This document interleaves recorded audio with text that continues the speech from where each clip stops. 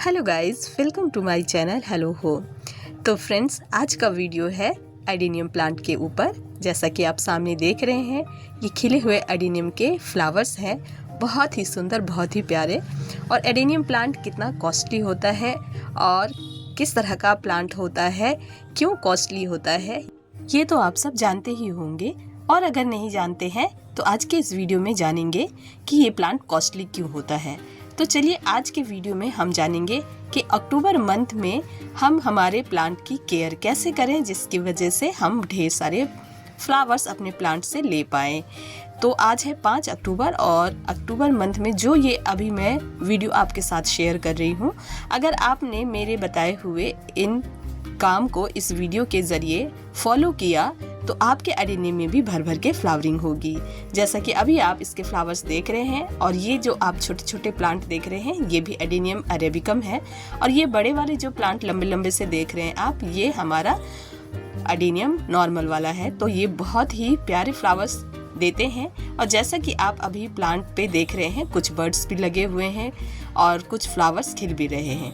इसके साथ साथ आप देख रहे होंगे कि इस तरह से प्लांट में पत्ते जो है वो पीले हो रहे हैं। तो इससे घबराना नहीं है, बिल्कुल भी नहीं घबराना है। ये इसका नॉर्मल प्रोसेस है।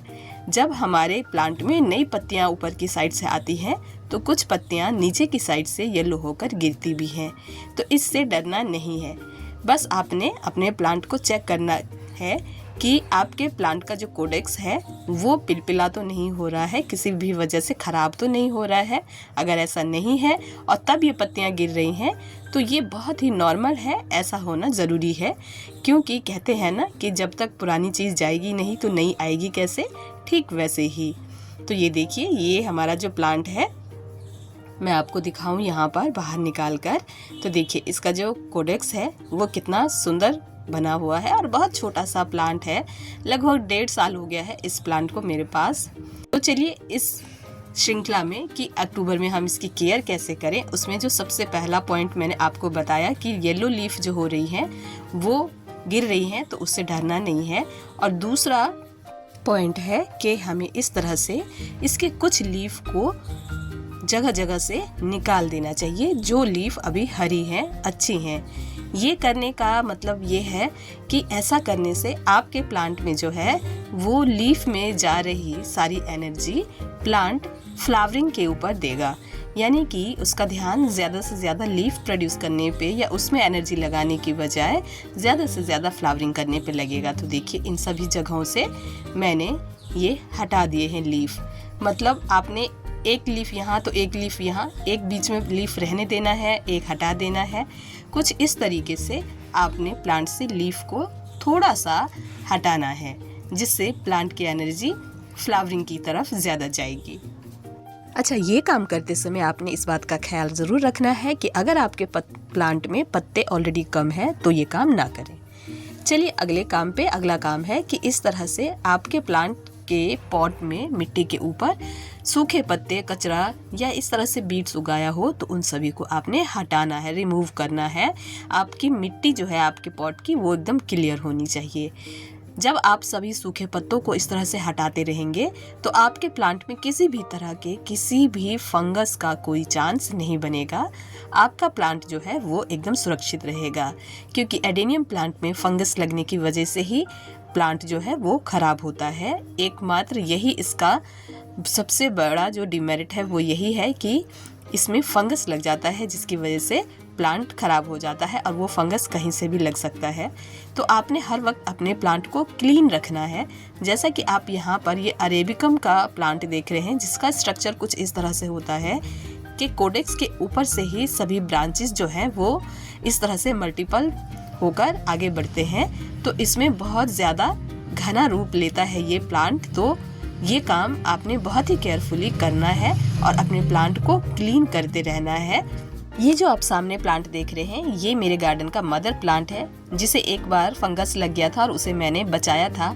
और वो मैंने आपके साथ शेयर किया हुआ है कैसे बचाया था। नहीं देखा है तो वो भी देखें। ये जो आप सामने प्लांट देख रहे हैं ये उसकी कटिंग से तैयार किया हुआ प्लांट है इस मदर प्लांट से। और इतना बड़ा और इतना सुंदर ये प्लांट बन चुका है कि कोई बता नहीं सकता कि ये प्लांट जो है वो कटिंग से तैयार किया गया है। और ये कोडेक्स जो है वो इतना सुंदर, इतना प्यारा, इतना हैवी बन गया है कि देखने में कोई ये नहीं कह सकता कि ये बीजों से तैयार किया हुआ प्लांट नहीं है। देखने से ऐसा ही लगता है, जबकि ये कटिंग के द्वारा तैयार किया हुआ प्लांट है। काफ़ी हैवी बन गया है, पॉट भी नीचे गिरता रहता है बार बार, और इसी वजह से ये प्लांट इतना कॉस्टली मिलता है। और हो भी क्यों ना, देखने में और रखने में आपके गार्डन में ये इतनी खूबसूरती बिखेरता है जिसका कोई जवाब नहीं है। तो ये इतना हैवी कोडेक्स जो है ये मैंने तैयार किया है कटिंग के द्वारा। और सिर्फ यही नहीं, इसके अलावा भी मैंने इसके बाद भी इसके कटिंग से और प्लांट तैयार किए हैं, जो इस प्लांट से लेकर के तैयार किया गया है और मदर प्लांट से भी लेकर तैयार किया गया है, वो भी मैं अभी आपको दिखाऊंगी। देखिए ये जो प्लांट है ये इनकी कटिंग्स हैं जो अब इस तरह से तैयार हो रही है, जिसका रूट स्ट्रक्चर अब बनता जा रहा है। बहुत ही हैवी कोडेक्स के रूप में अब ये भी तैयार होगा और फ्लावरिंग भी कर रहे हैं। तो इस तरह से एडेनियम प्लांट जो है वो आपके गार्डन में बहुत ही खूबसूरती बिखेरता है। तो आइए चलते हैं अगले पॉइंट के ऊपर बात करते हैं। अगला पॉइंट है गुड़ाई करना। गुड़ाई, अब आप कहेंगे कि एडेनियम प्लांट की गुड़ाई, जी हाँ बिल्कुल, एडेनियम प्लांट की भी गुड़ाई करनी होती है। भले ही हम इसकी मिट्टी बहुत ही ज़्यादा वेल ड्रेन और बहुत ही पोरस बनाते हैं, जिसमें एरिएशन ऑलरेडी बना रहता है, बट इस तरह से जब भी आप गुड़ाई करते हैं तो जो ऊपरी सतह हल्की जम जाती है या फिर इस पे कचरा या कोई भी इस तरह से अनवांटेड चीज़ें रहती है, तो गुड़ाई करने से वो सारी हट जाती हैं और साथ ही साथ प्लांट का जो एरिएशन है वो और भी बेहतर बन पाता है, क्योंकि एडेनियम प्लांट की जड़ें ही उसकी खूबसूरती है। तो इसलिए इसका जो ये काम है ये इसकी जड़ों के लिए बहुत ही बेहतर काम करता है। बस आपने ध्यान इतना रखना है कि इसकी जड़ों को नुकसान नहीं पहुंचाना है, क्योंकि वही इसकी सुंदरता है। इसके बाद बात करेंगे कि हम इस प्लांट को ऐसा कौन सा फर्टिलाइज़र दें जिससे कि इसकी जड़ों की अच्छी ग्रोथ हो पाए। तो उसके लिए ये DAP का फर्टिलाइज़र जो है ये बहुत ही बेहतर है। इतने बड़े प्लांट को एक पॉट में हम 5 से 6 दाने देंगे, जो इसके लिए सफिशिएंट है, इतना ही बहुत है। तो ये हमने करना है। ये फर्टिलाइज़र साल में मैं 2 बार देती हूँ। एक बार जब मैं फरवरी मार्च में इसे रिपोर्ट करती हूँ, और दूसरा मैं सितंबर अक्टूबर में बारिशों के बाद, जब काफ़ी लंबे समय के बाद प्लांट बारिशों से बाहर आता है, तब मैं ये फर्टिलाइज़र देती हूँ, ताकि अक्टूबर मंथ में ये बहुत ढेर सारी और बहुत अच्छी फ्लावरिंग करे। और जब भी आप फर्टिलाइज़र दें उसके तुरंत बाद वाटरिंग ज़रूर करें। वाटरिंग करने से जो वो आपने फर्टिलाइज़र दिया है वो धीरे धीरे रिलीज़ होकर इसकी जड़ों तक पहुंचकर इसे बेनिफिट देना स्टार्ट कर देगा। अच्छा, यहाँ हम प्लांट में वाटर डाल रहे हैं तो प्लांट में वाटरिंग की भी बात कर लेते हैं। ये भी बहुत मोस्ट इम्पॉर्टेंट है, क्योंकि अभी अक्टूबर का मंथ है और धूप बहुत तेज़ हो रही है, तो वाटर के बारे में बात करना बहुत ज़रूरी बनता है, क्योंकि एक मिथ भी है और उस मिथ को दूर करना भी बहुत ज़रूरी है। माना जाता है कि एडेनियम के प्लांट को पानी ना बहुत कम देना चाहिए, उसे सूखा ज़्यादा रखना चाहिए। फ्रेंड्स, ऐसा बिल्कुल भी नहीं है। लोग कहते हैं कि हफ्ते दिन में एक बार पानी डालो, ऐसा नहीं है। आप जब देखें कि आपके प्लांट में अब पानी की ज़रूरत है तब आप पानी डाल सकते हैं, चाहे वो 2 दिन बाद सूख रहा हो या हफ्ते दिन बाद सूख रहा हो। हाँ, पानी देते समय इस बात का ख्याल भी ज़रूर रखना है कि ओवर वाटरिंग नहीं करना है। मिट्टी अगर गीली है तो बिल्कुल भी पानी नहीं देना है। अब पानी के साथ साथ धूप की भी बात कर लेते हैं। अक्टूबर मंथ है तो अक्टूबर मंथ में प्लांट को कितनी धूप में रखना है ये जानना भी बहुत ज़रूरी है। तो फ्रेंड्स, एडेनियम एक सन लविंग प्लांट है, तो इसे प्रॉपर सनलाइट मिलना बहुत ज़रूरी है। एकदम कड़कती हुई धूप जो होती है ना, एकदम कड़कती तड़कती, वैसी धूप में इस प्लांट को रखना बहुत ज़रूरी होता है। एकदम चिलचिलाती हुई धूप ही इसे पसंद है। अब जितना ज़्यादा इसे धूप देंगे ये उतना ग्रोथ करेगा और उतनी ही ज़्यादा फ्लावरिंग करेगा, यानी कि 5 से 6 घंटे की धूप इसे प्रॉपर मिलनी चाहिए। अब आती है बारी कि हम अपने प्लांट को किस तरह से किसी भी बीमारी से दूर रखें, बचा कर रखें। तो उसके लिए आपने टाइम टू टाइम एक छिड़काव करना है, जो मैं अभी आपको बता रही हूँ। तो ये देखिए, ये मैंने एक बोतल में फंगीसाइड मिक्स कर लिया है, 1 लीटर में 1 चम्मच, और 1 चम्मच मिलाने के बाद इसका कलर थोड़ा सा ब्लूइश हो जाता है, और उस पानी को हमने हमारे प्लांट पे छिड़काव करना है।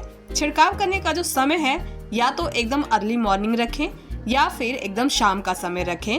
ये थोड़ा सा ज़्यादा ही शाम है, आप इससे 1 घंटा पहले भी, जब धूप ना हो, कहने का मतलब जब धूप चली जाती है आपके गार्डन से, उस वक्त आप दें। हो सकता है आपके गार्डन से 4 बजे धूप चली जाती हो तो आप 4 बजे दे सकते हैं, या 6 बजे जाती हो तो 6 बजे दे सकते हैं। जैसे मेरे गार्डन में 6 बजे के आसपास धूप जाती है, तो थोड़ा सा अंधेरा होने लग गया था, थोड़ा मैं लेट भी हो गई थी, तो इस वक्त मैं इस पर छिड़काव कर रही हूँ।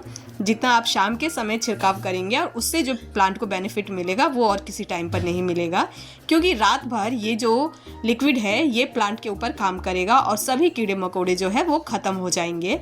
बेसिकली एडेनियम प्लांट को फंगस अटैक होने की वजह से ही नुकसान होता है, तो आप इस नुकसान से ऊपर उठ जाएंगे। आपके प्लांट के लिए आप एक बेहतर काम कर पाएंगे अगर आप शाम के समय इस तरह से किसी भी फंगीसाइड का छिड़काव कर लेंगे। मैंने साफ फंगीसाइड का छिड़काव किया है। बस आपने ध्यान ये रखना है कि हर एक पत्ते पे, हर एक स्टेम पे आप छिड़काव करें, क्योंकि मैंने पत्तों को हटाया भी था, जैसे आपसे मैंने अभी दिखाया था। तो जहाँ जहाँ से पत्ते हटे हैं उन सभी जगहों पर फंगीसाइड का लगना बहुत ज़रूरी है, क्योंकि पत्ते तो बहुत सारे हटाए हैं, तो अब हर जगह पर जाकर फंगीसाइड को नहीं लगा सकते हैं। इसे पानी में डिज़ोल्व करके छिड़काव कर रहे हैं, जिससे कि वो हर एक जगह पर पहुंच पाए और प्लांट को कोई भी नुकसान ना हो जहां से हमने पत्ते हटाए हैं। अगले शाम को हम देख रहे हैं कि हमारे प्लांट जो है वो कुछ इस तरह से बने हुए हैं, और प्लांट के ऊपर आप देख रहे हैं ये जो डॉट डॉट से हैं, ये वही जो हमने साफ फंगीसाइड छिड़काव किया था, ये उसके डॉट्स हैं। वो कुछ इस तरह से रहते हैं और ये प्लांट के ऊपर है, तो इससे घबराना नहीं है, इसे तुरंत आपने धोना नहीं है। ये अपने आप ही जब आप वाटरिंग करेंगे जैसे भी धीरे धीरे अपने आप ही हट जाएंगे। इसको आप अपने आप ही हटाने की कोशिश ना करें, इसे प्लांट पे लगे रहने दें, ये प्लांट के लिए बेहतर ही है। अब इस टाइम मैं अगले दिन जब गार्डन में आई हूँ, वो मैं क्यों आई हूँ वो मैं अभी आप सबके साथ शेयर करती हूँ। क्योंकि अक्टूबर मंथ है और इस मंथ अक्टूबर और नवंबर में हमें हमारे प्लांट से बहुत ढेर सारी फ्लावरिंग चाहिए। तो यूँ तो ये वैसे भी फ्लावरिंग करेंगे ही करेंगे, ऐसा नहीं है कि जो प्लांट का नेचर है वो नहीं होगा, वो होगा ही। देखिए हमने जो गुड़ाई किया था तो उसकी वजह से मिट्टी जो है थोड़ी लूज भी हो रखी है, और ये अच्छी बात है। अब जब हम इसमें वाटरिंग करेंगे या कोई भी फर्टिलाइज़र देंगे तो हमारे प्लांट को बहुत ज़्यादा बेनिफिट मिलेगा।